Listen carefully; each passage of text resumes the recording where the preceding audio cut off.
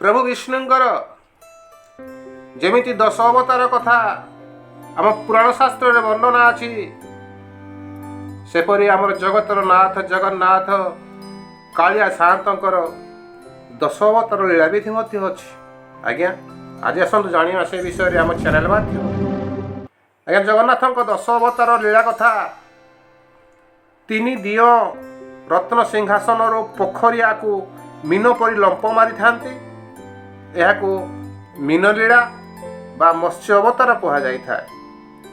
जगमोहन ठारो 7 पहाच जाए कच्छप अवतार बा कुर्म बेढ़ा लीला बोली कहा जाय थाए। यह कीर्तन चकड़ा ठारू आनंद बजार मध्य अनुष्ठित होइथाए बराह लीला। नृसिंह अवतार 22 पहाच रे होइथाए। आज्ञा बामन अवतार सिंहद्वार रथारूढ़ हेबा पर्यंत होइथाए। प्रभु को रथ गड़िया समय परशुराम लीला होइथाए। आज्ञा गुंडीचा घर आड़प मंडप अनुष्ठित होइथाए रामलीला अवतार। गुंडीचा बाड़ीर कनक क्षेत्र में बलराम लीला और बौद्ध लीला अनुष्ठित होइथाए। बाहुड़ा यात्रा प्रभुंकर कल्की अवतार लीला होइथाए।